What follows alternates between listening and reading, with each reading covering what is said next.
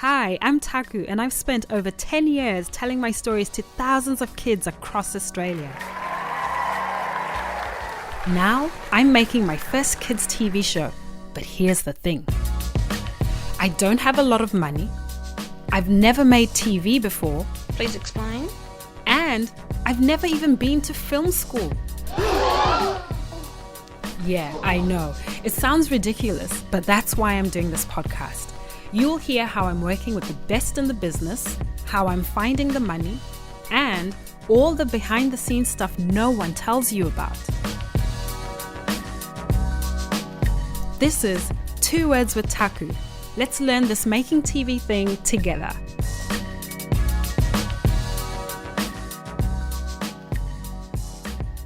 Hi everyone, and welcome to the show. I hope you're enjoying it as much as I am. I have been having some amazing conversations with people, and you'll keep hearing more interviews as the show progresses with people who are pretty amazing, talented, and kind. They just are so open with sharing their knowledge and experience because I think they want to see us win as well. So in the last episode, we were talking to John Armstrong about writing and putting together a story Bible once you've got an idea for your TV show or your concept. But the other thing that I've had to be looking at is, oh gosh, I'm going to have to become a producer. And in fact, that is what I've done. I've set up a production company because as I was starting to put together the idea for the show, I realized, oh my gosh, I need to pull the strings of working out who I want to work with. And especially in this development stage, when you're working with writers or other people, you've got to pay them. And I've had a couple of businesses over the last 10, 12 years. But for this TV stuff, I realized that I wanted to create a separate entity, a separate company that could help me just deal with the TV stuff just on its own. And so in this episode, I have invited Meg O'Connell to discuss what being a producer is really like, because you hear the term producer, and you know, that could mean a music producer, that could mean a TV producer, it could be someone who grows vegetables, I think. Yeah, produce. Anyways, you get the idea. But in this context, we're talking about a TV producer. And I'll just talk about why I wanted to be a producer is because I also wanted to have a bit more agency about how the show is made. So I talked about how I wrote this picture book. I sat in a room with John and a couple of other writers, and we developed a concept, which is now, it's a teen drama series. But part of the vision for the show is, seeing it made a certain way, having a say in who's part of the creative team. All of these things were things that were important to me. I didn't feel like I wanted to just write the story and then give it away to another company. I felt like I wanted to have a bit more hands-on influence in terms of putting things together. Now, mind you, I'm just a small little production company, and I'm still a very, very new producer. I've never actually made TV before, but the vision is to then become a producer who can make lots of stories of my own, but then those of other people.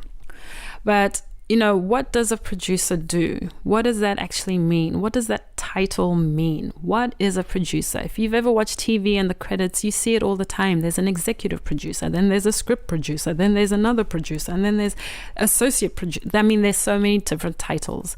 And so in this episode, like I mentioned before, I've invited Meg O'Connell to talk to us about what it's like being a producer, but also what it's like working with kids. And so I'll tell you a little bit about Meg, and this is from her official bio as well.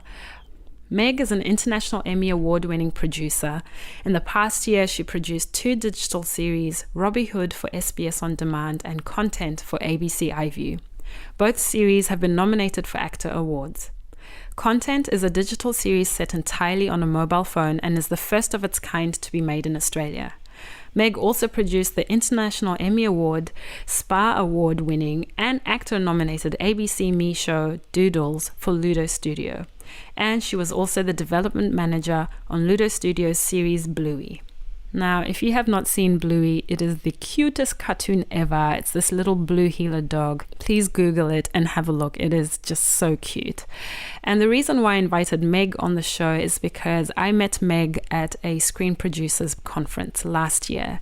And the conference is called Screen Forever. So it's when I think it's almost 800 screen producers, so TV producers from all around Australia, and sometimes international guests. They all meet in Melbourne and they have a conference. You know, conferences are conferences, lanyards, coffees, biscuits, you know, all that conferencey stuff, but it's all about TV.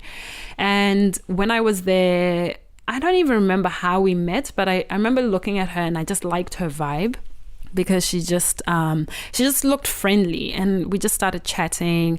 And then I found out she was from Ludo Studio, and I'd been following their work because they do a lot of creative stuff with kids TV and animation and things like that. And when I had my picture book, one of the ideas was, how can I animate this show and this series? And so Meg and I hit it off, and we sat together in a couple of sessions at the conference. And then afterwards, when I realized how much she'd done, I said to her, look, I'm trying to make TV as well. Is it okay if I pick your brain? And she said, yeah, oh my gosh, of course. You can call me anytime, email me anytime. And then, we stayed in touch over email, in the last year or so. And I just found her really so open to helping me. She really just genuinely wanted to help. And that's why I thought, it should be great to have on the interview, because she can talk about what her work is and what she does. And so here is Meg O'Connell.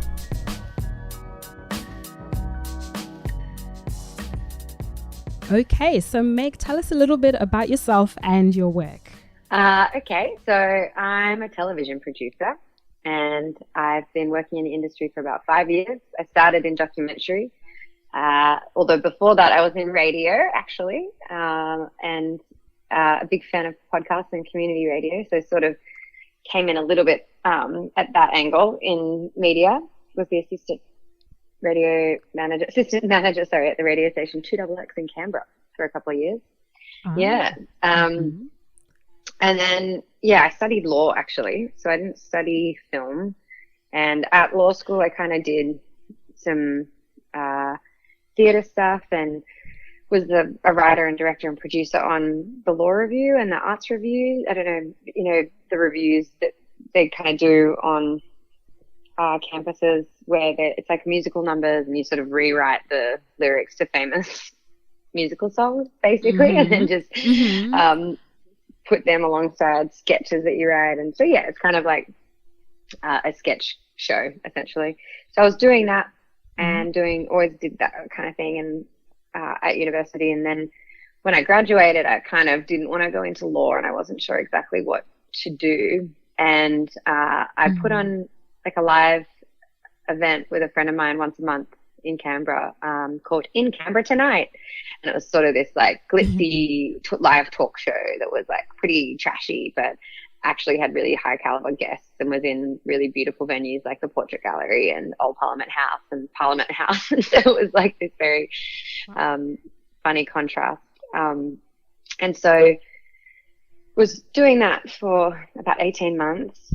And a job came up as a production manager at Wild Bear Entertainment, which is a documentary film company based in Canberra, but they have offices in Sydney and Brisbane as well.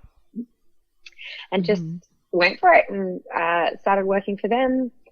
And they sort of said, the woman who interviewed me had been to the show, the live show, and she said, if you can do that, you can work in TV, which I think is pretty generous, actually. I often kind of wonder if I was interviewing someone now, would I have the same view? And I'm still, really grateful to her for seeing that talent was transferable, because it is in a lot of ways.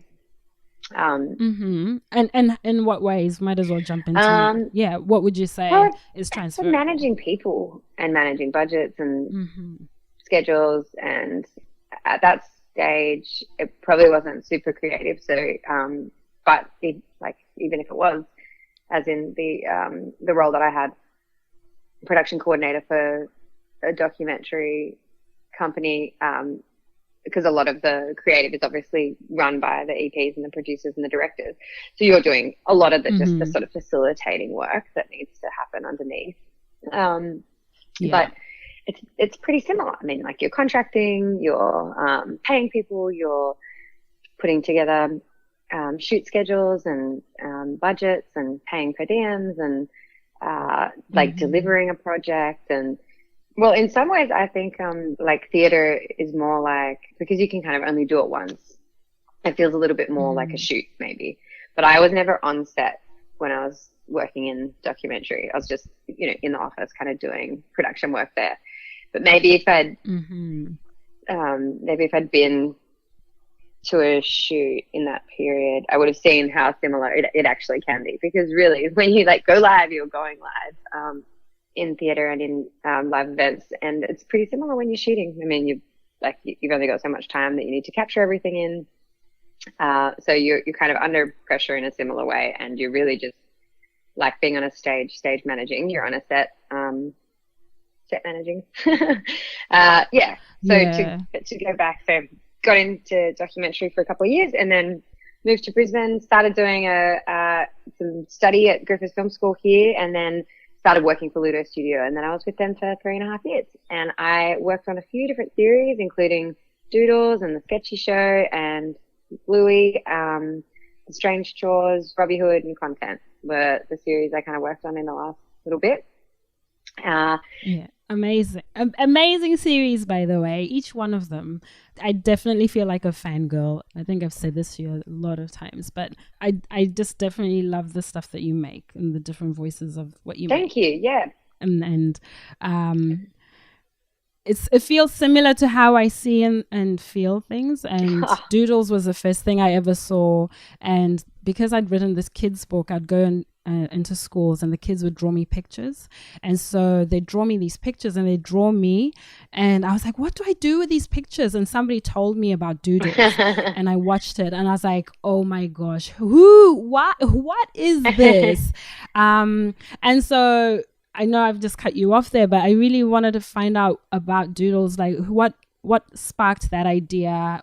Was it yours? And then what was production or being a producer on that like? Sure. Because then with this one, I can actually link to videos and people can have a look as well. So what was it like with working on Doodles? I worked on the third series of the third season of Doodles. So it actually had two seasons before I started working at Ludo. So that really, it's all Daly Pearson and Charlie Aston Wall. So it was their idea, the co-founders at Ludo, and they, I think they just figured like kids have the darndest ideas, and if you let them kind of let loose creatively and draw a little picture and come up with an idea for a tiny 15-second episode of a show, they're probably going to be better than adults. And I think that's a fair call.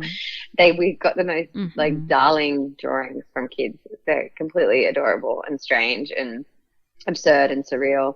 And so they, along with Benjamin Zaug, who's the director on the third season, just developed that idea and started working with different schools around Brisbane to get them to hand in drawings, but also like obviously had a pretty big online presence. And then I came on for the last season and had a great time doing that with them. And production was, what was it like? Gosh, it's a few years back now.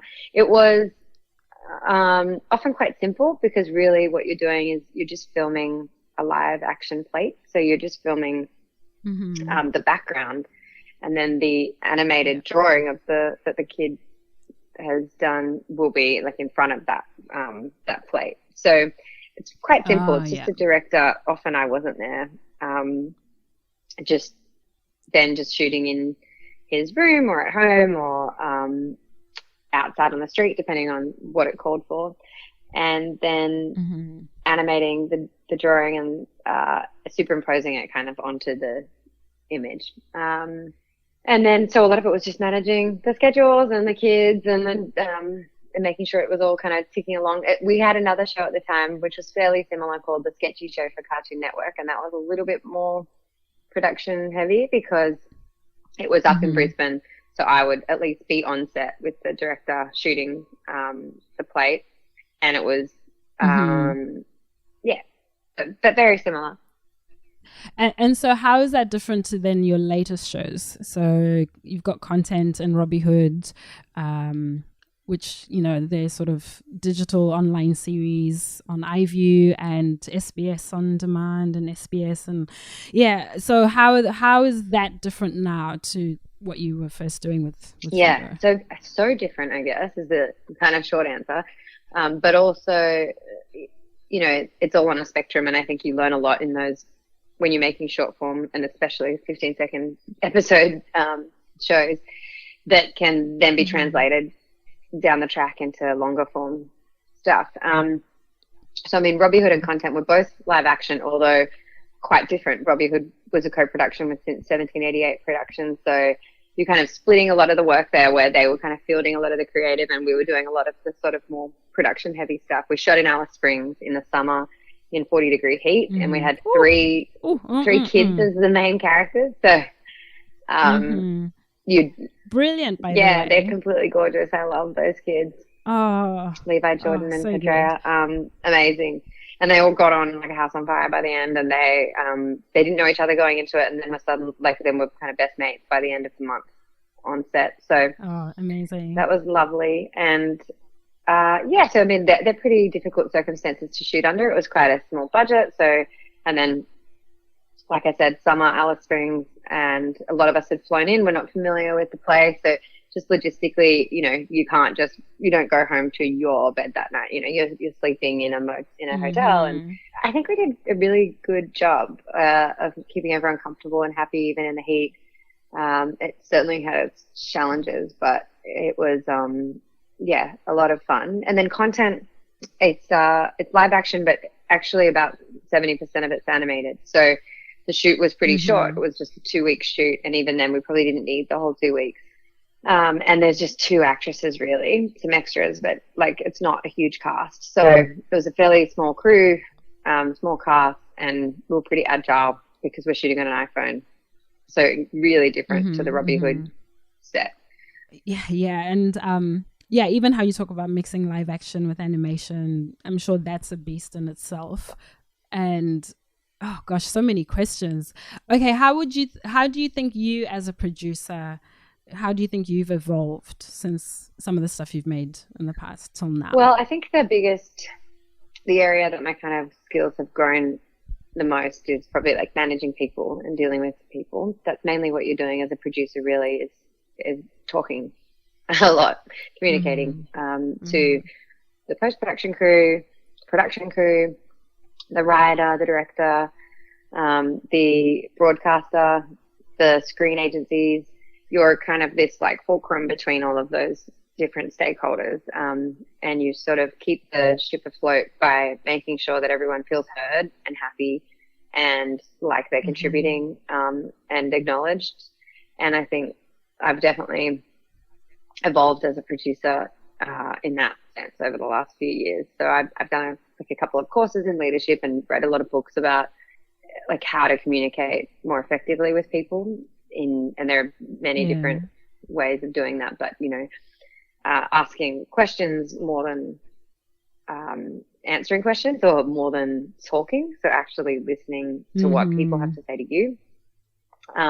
Also using silence as a way of getting to the heart of an issue or a problem that might be on someone's mind. Often people won't kind of want to they'll feel like if you're filling space that they can kind of get out of saying what they want to say. So if you're just quiet for a while, eventually whatever the problem is will surface, hopefully, ideally.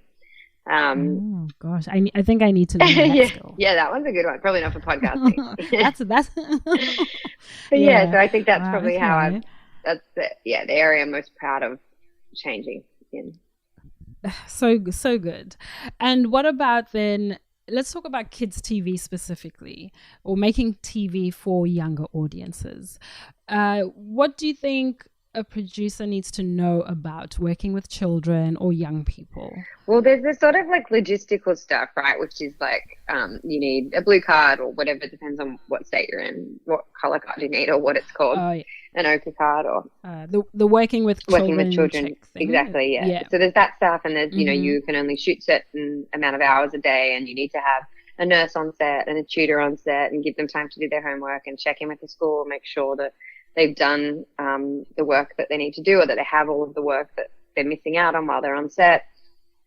You have to talk a lot with the parents and just make sure that they feel safe and supported and happy, just logistically. And but then there's the kind of, and also in that goes like feeding them stuff they like. We had really nice catering on Robbie Hood, on the Robbie Hood set. It was like this lovely kind of organic, vegan, whatever, and fair. And the kids hated it.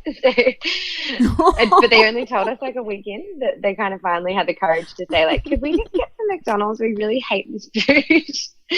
And I was like, oh my gosh, I don't have kids. I didn't even think about that at all. I'm so sorry, you poor guys. Like, you just want like plain ham sandwiches or something. Like, they just did not want to be eating the food that we fairy bread. Exactly. So just basic stuff like that, having the actual food that they like on set rather than giving them adult food. But then there's the more specific stuff, which is going to vary kid to kid, just like adult to adult. But making them feel confident and that they're, as actors, that they're capable of doing the job, because we worked with mainly, like, they were all non-actors on Robbie Hood. They'd never acted before. They'd never even been to a set before. And it can be really intimidating going to set for a first time. There's all these people around who seem like they know what they're doing, and they've got like specific jobs, and they're walking with momentum and drive, and they're like, stomping from here to there and holding expensive gear and yelling at each other, or at least, shouting orders. And for a kid, it's kind of like, what is this environment, So just try. I think Dylan River, who was the director on Robbie Hood, was really incredible at that. He would just explain everything as soon as they arrived. This is the first AD, this is the camera assistant, this is the DP, like just explaining kind of what each person was and does, and making them feel like they were kind of in charge of the set almost, just so that it felt like a place that they, like a home to them. And it really did by the end. I mean, I think we achieved that. They were so happy to come every day. I think we didn't film one day, and they were really disappointed that they weren't shooting. We tried to give them... It actually looks like it was fun, just from watching the show. It was. And they especially, I mean, they have a lot of fun because you're just like feeding them watermelon and they're resting, and then they jump on and save you lines and get off. It's like, it's not terribly taxing for them. But so they would like, ride their BMX bikes in the break and like play Uno and just hang out together, which was really lovely.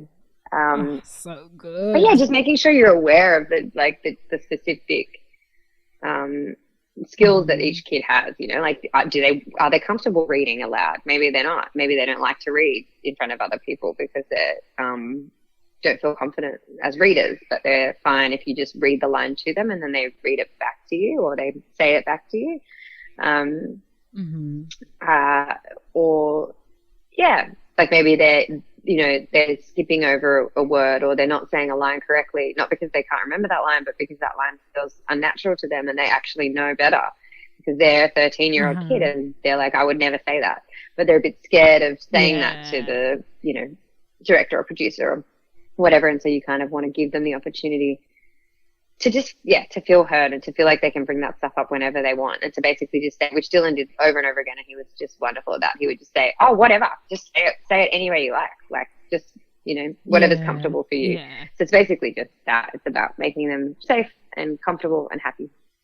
Okay, yeah, so I think what's really sticking out from everything you're saying is the relationships, people. And I think that's kind of a good reminder, because even with this show, me writing a teen drama series and using language that I think is what they say, I guess being open and flexible to sort of listening to what they say back. But then also, earlier on you were talking about just how to really manage those relationships within the grown-ups as well at the same time. Exactly. So wear those hats. And I think that's really valuable feedback, because yeah, sometimes you get caught up.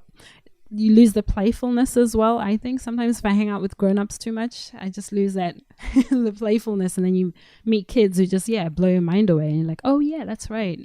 This is and where their they brains don't. are. I mean, as scary as a film set might be, they don't feel like it's the prestige in the same way that we do, or they're happy to kind of tear it apart and just go whatever. Like, we're just playing.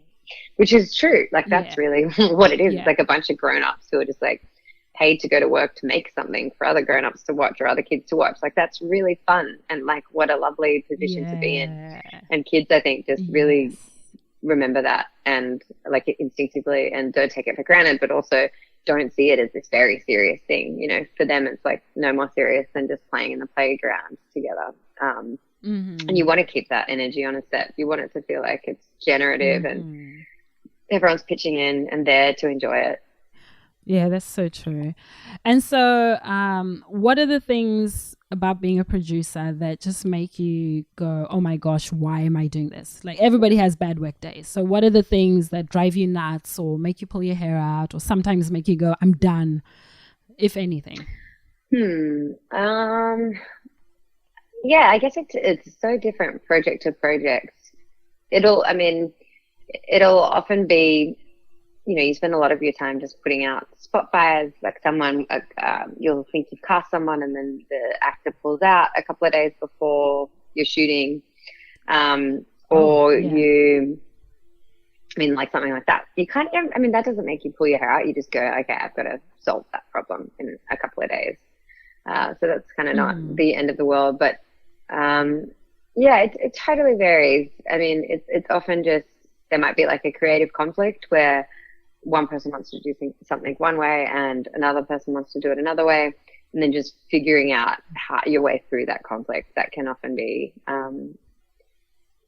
quite difficult and challenging. But then I think, honestly, the main thing that makes me go, do I want to keep doing this, or is this for me, is the workload. So when you're really in the middle of production or post-production, you know, you're working like sort of 12, 14-hour days, and then you go home, or you might go in post-production to the office for 10 hours and then go home, and you're still watching stuff, you're still reading stuff, you're still giving notes. You're kind of on call 24 hours really from that point until you deliver. And as really like fun and wonderful and exciting as that is, it's occasionally you kind of go, oh, like I'd really like to see my friends or my partner, or like you drop out of your normal life for a while. And I think that can be hard to sustain long term. Yeah, I was going to say that your time management skills must be on point. They're very good when I'm very busy, but I feel like when I'm not busy, then because I'm just used to the constant churn, then I'm like, oh, okay, I can take 2 hours to hang out the washing. It's like, what? So you then rely on that old adage, like, give busy people work if you want it done. Give work to busy people if you want it done. I think anyway. Something like that. But no, your time management skills have to be very good as a producer, I think. You must find the same thing. Oh, yeah, absolutely. So at the moment, that's what I'm learning. So you're talking to people, you're sending emails, and then you're writing. And then also because I'm creating the show and writing as well, I kind of have to get my brain into the world as well. And then I'm also working on a novel at the moment. So I have to split that world as well and go, right, okay, we're back into this world. And it's constant. It's constant. But I feel like I thrive on it as well. Like you're saying, I just seem to get a buzz and a joy from it. And then in those quieter moments, yes, I'll spend time with the baby and my partner and just kind of relax. It's that balance. It's trying to remember that, the work-life balance stuff, because it can be so addictive. Like, it's so fun and it's so all-consuming, and it needs you. You know, it's like this thing that needs you all the time, and it's very easy to let that sort of like eclipse everything else in your life. And also, I think I've been finding that I've been hit with the reality that it is work. Yeah, it is a lot of work. So it's one thing to be on the outside and go, oh, I want to make a TV show. Amazing. Okay, I'm going to write something. And then, it took me months to finalize that pilot script, the pilot episode script. And I'm just finding that things also take time. Yeah. So good things take time as well. Like you can't just whip up a wonderful script in one night. That's, in a way, that's what I thought at the beginning. Like, oh, I've got this amazing idea. Bang, bang, bang. It's like, no, actually, this takes time and work. And I think I'm definitely getting a better appreciation of that. Oh my now as gosh, well. like such a long time. So now all the shows I've ever loved, all the movies I've ever loved, I am going, wow, I have such respect. Yeah, it's hard to make a bad movie or a bad TV show, let alone a good one. Oh, yeah, definitely. And then, so just sort of last sort of thoughts. What advice or tips or words of wisdom would you have for young producers coming into the industry? They have ideas, they're not quite sure, how to get them made. Yeah, any thoughts around that? I guess new people, I would always just say, like, be brave.